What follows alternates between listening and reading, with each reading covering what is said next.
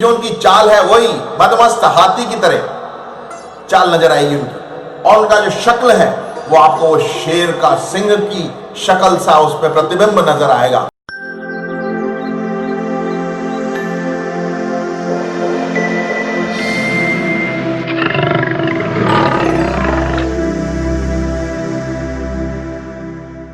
नरेंद्र मोदी जी के कुंडली के 15 विलक्षण योग क्या दिलवाएंगे उन्हें विश्व के 15 देशों के ऊपर राज करने का संयोग। नमस्कार, मैं एस्ट्रोलॉजर डॉक्टर रोहित आनंद आज आपके लिए नरेंद्र मोदी जी की जो कुंडली है उसका विवेचन लेके आया हूं।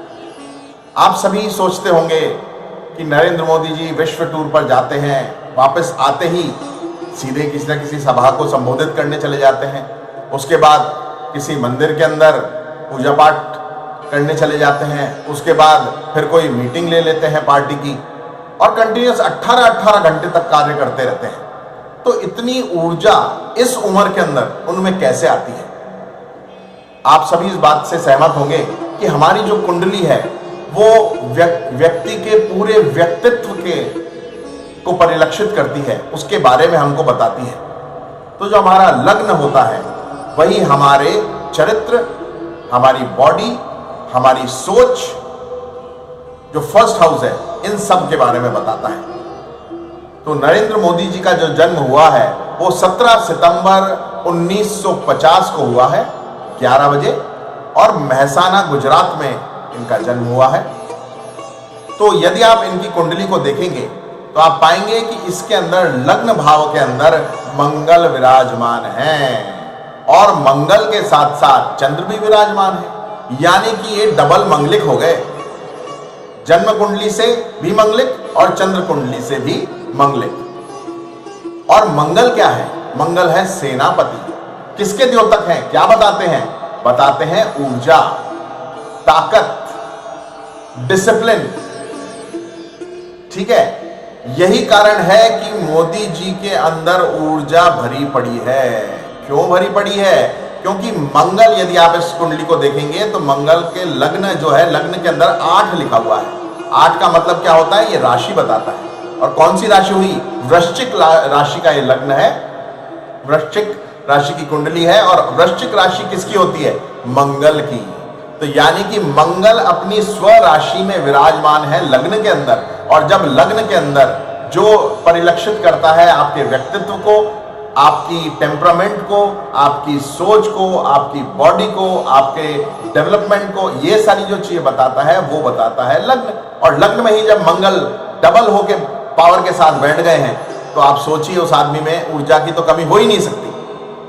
तो पहला योग तो क्या बना? स्व राशि के मंगल। ठीक है, अब दूसरा योग आप देखिए। इनकी कुंडली के अंदर मंगल और चंद्र दोनों साथ साथ बैठे हैं, और चंद्र बैठे हैं कौन से? अभी मैंने आपको बताया वृश्चिक के अंदर, और वृश्चिक के अंदर जो चंद्र हैं वो नीच के हो जाते हैं। तो जब ये नीच के हो जाते हैं तो गलत फल देंगे। लेकिन यहां पे क्या हुआ? उनके जो मित्र हैं मंगल, वो उनके साथ आके विराजमान हो गए, और वो भी स्वयं की राशि के अंदर। इसके कारण क्या हुआ? ये नीच भंग राजयोग हो गया, दूसरा योग।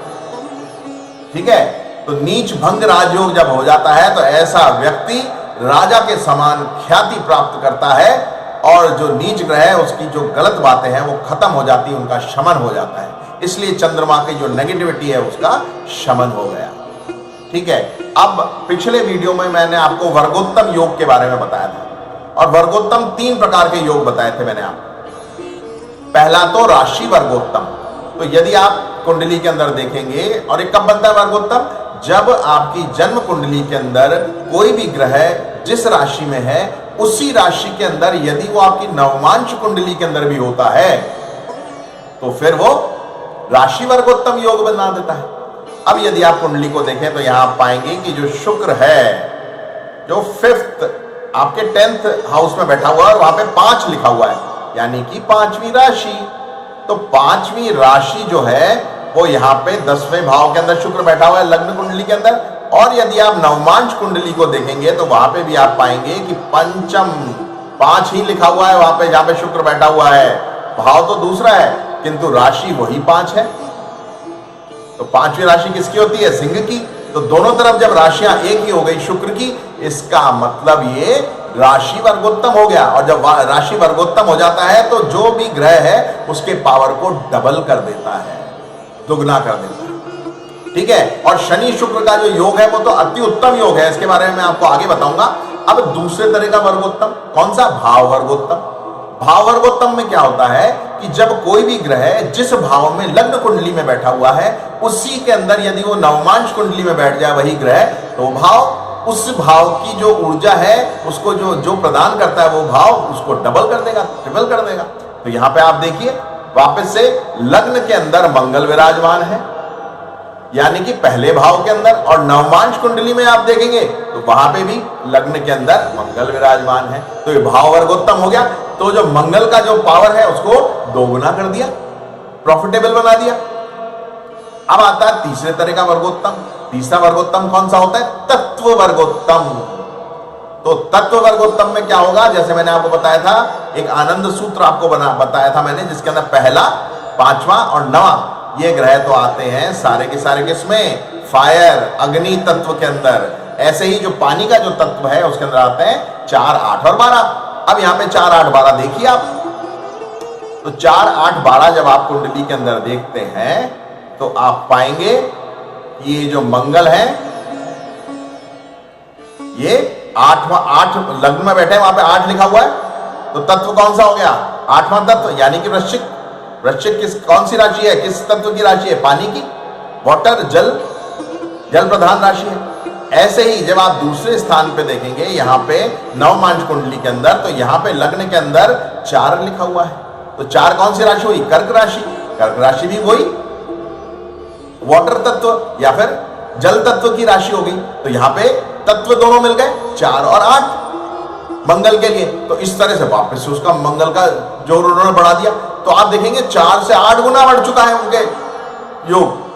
मंगल का जो पावर है, शुक्र का पावर बढ़ चुका है। इसके कारण से क्या होता है कि उनके अंदर ऊर्जा तो कभी खत्म ही नहीं होती है। इसके अलावा आप देखेंगे इनकी कुंडली में बना हुआ है गज केसरी योग। और एक्सप्लेन करूंगा थोड़ा आगे आपको गज केसरी का क्या मतलब होता है। गज का मतलब है हाथी और केसरी का मतलब है शेर।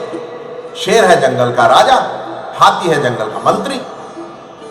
जो भी राजा करता है वो मंत्री से मंत्रणा करके ही करता है। और मंत्री से मंत्रणा क्यों करता है? क्योंकि वो बहुत बुद्धिमान माना गया है। तो हाथी किसको परिचायित करता है? वो करता है बुद्ध को रिप्रेजेंट, गणेश जी को रिप्रेजेंट, बुद्धि को रिप्रेजेंट। तो बुद्धि की कमी नहीं है इनमें। ठीक है, हाथी के समान बलवान है ये, और बुद्धि की जो है कमी ही नहीं है। अब शेर के क्या गुण है इनके अंदर? दूसरा है जो अपन ने बोला गज केसरी। तो केसरी क्या हुआ? सिंह। तो सिंह के समान आप देखेंगे कि इनकी जो सोच है वो बहुत ही सटीक है। जो जिस तरह शेर अटैक करता है पूरा सोच करके, उसी तरह से ये अपने दुश्मनों के ऊपर, गलत चीजों के ऊपर अटैक करते हैं पूरी सोची समझी रणनीति के साथ। और जीत हमेशा इन्हीं की होती है, आपने देखा है। तो शेर के गुण भी इन्होंने सारे ले लिए। अब एक बार अब की बार मोदी जी को चलते हुए या उनकी फोटो को आप देखिएगा तो आपको लगेगा कि जो उनकी चाल है वही मदमस्त हाथी की तरह चाल नजर आएगी उनकी। और उनका जो शक्ल है वो आपको वो शेर का, सिंह की शक्ल सा उस पर प्रतिबिंब नजर आएगा।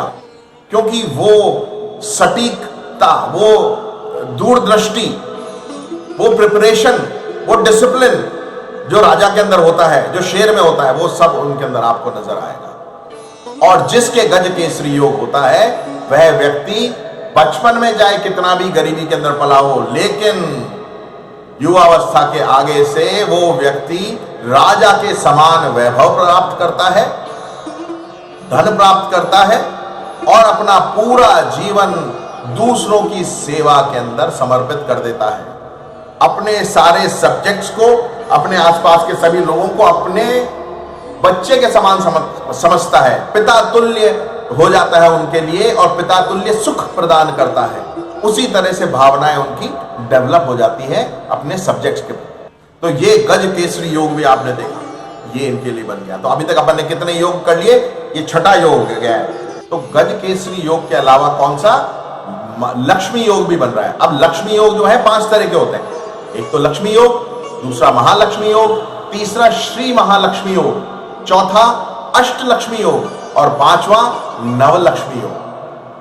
तो जब केंद्र के अंदर, केंद्र क्या होता है, पहला भाव, चौथा भाव, 7वां भाव और 9वां भाव, ये सारे जो हैं ये मिलकर के केंद्र बनाते हैं। केंद्र क्या है, केंद्र विष्णु स्थान कहलाता है। विष्णु स्थान मतलब विष्णु का वास माना गया है यहां। और इसी प्रकार से जो त्रिकोण है, 5th हाउस, 9th हाउस, इनको माना गया है लक्ष्मी जी का स्थान।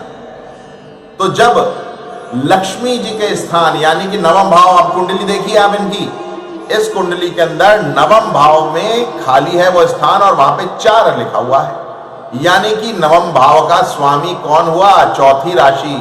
चौथी राशि किसकी है, कर्क की, और कर्क जो है वो है कैंसर, और इसके चंद्रमा जो है वो राशि अधिपति माने गए हैं। चंद्रमा और सूर्य सिर्फ एक एक राशि के ही अधिपति माने गए हैं। जो सूर्य है वो सिंह राशि के माने गए हैं अधिपति, और जो चंद्रमा है वो कर्क राशि के माने गए हैं। तो यानी कि त्रित्रिकोण, जो 9th हाउस है उसको त्रित्रिकोण अपन बोलते हैं। त्रित्रिकोण का स्वामी जो कि चंद्र है, यदि वो केंद्र में जाके बैठ जाता है, और कहां बैठा, लग्न के अंदर सबसे अच्छे स्थान पे जाके बैठ गया है, तो इस योग को अपन केंद्र त्रिकोण राज योग, केंद्र त्रिकोण राज योग जिस व्यक्ति के होता है वो न केवल अपने राज्य में सर्वाधिक सबसे ऊंचा स्थान प्राप्त करता है, न केवल अपने देश में सबसे ऊंचा स्थान प्राप्त करता है, अपितु पूरे ब्रह्मांड के अंदर, पूरी पृथ्वी के ऊपर जितने देश हैं उनमें सर्वाधिक ऊंचा स्थान उसको प्राप्त होगा।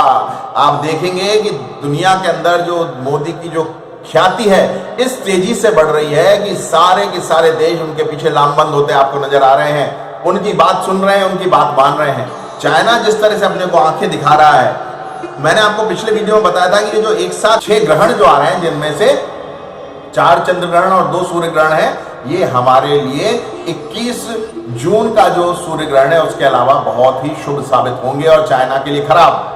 आपने देखा जो 5 तारीख का चंद्र ग्रहण हुआ था 5 जून का, उसी दिन एक ऐसा संगठन बना है जिसका नाम है inter parliamentary alliance on China. ये जो बना है इसके अंदर 8 देश एकजुट हो गए हैं, ऑस्ट्रेलिया, कनाडा वगैरह, भारत के साथ, और ये सारे के सारे डेमोक्रेटिक कंट्रीज मिल करके चाइना के अगेंस्ट एक व्यू रचना बना रहे हैं कि कैसे इसके ऊपर कार्रवाई अब करी जाए। और यही कारण है आपने देखा कि जो इतनी तेजी से आगे बढ़ने की कोशिश कर रहा था अब रुक गया है चाइना।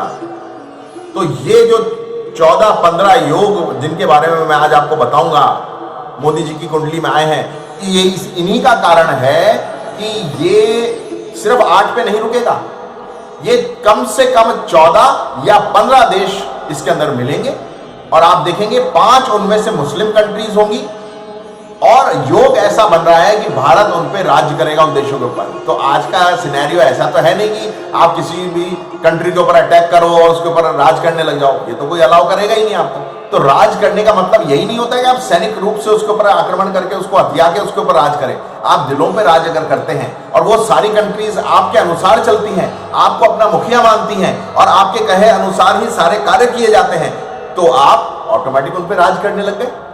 तो आप देखेंगे कि ये जो एक संगठन बना है, इस संगठन का हेड ऑफिस इंडिया में हो सकता है।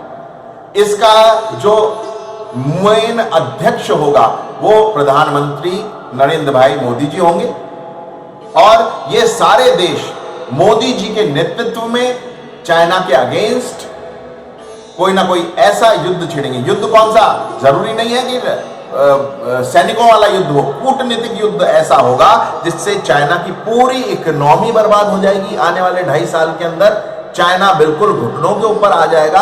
हाँ, 2.5 साल बाद 3rd वर्ल्ड वॉर होगा। आपको अभी मैं लिख के दे दूं कि इस समय चाइना और इंडिया के बीच में बिल्कुल योग नहीं बन रहा है किसी भी तरह के युद्ध का आने वाले 2.5 साल तक।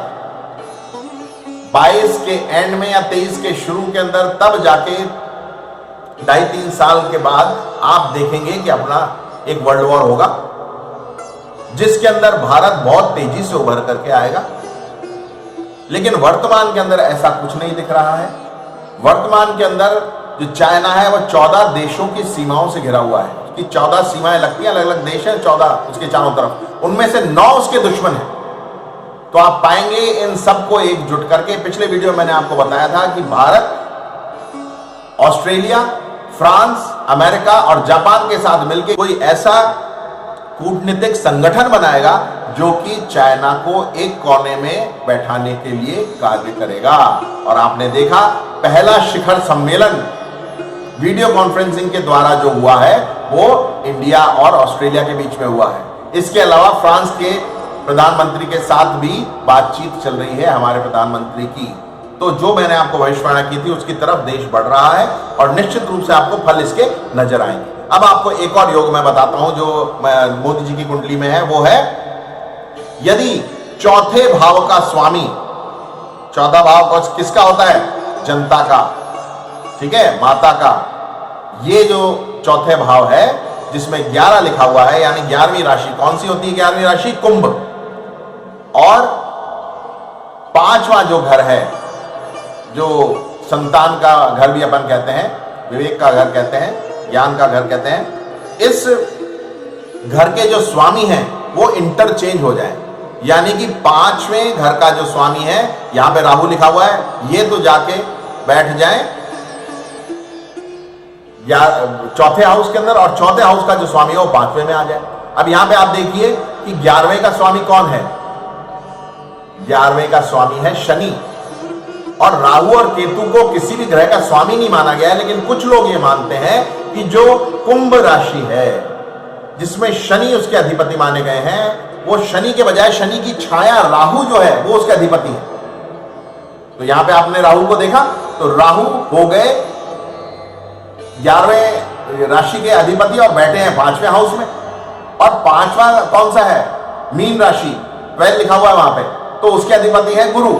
वो 5वें के हेड होकर के बैठ गए 4th हाउस में। जब ऐसा इंटरचेंज होता है तब वो व्यक्ति एक बहुत ही ईमानदार मंत्री बनता है अपनी बहुत छोटी उम्र में। आपने देखा कि नरेंद्र भाई जी मोदी पहले मंत्री बने, उसके बाद चीफ मिनिस्टर बने और फिर प्रधानमंत्री बने।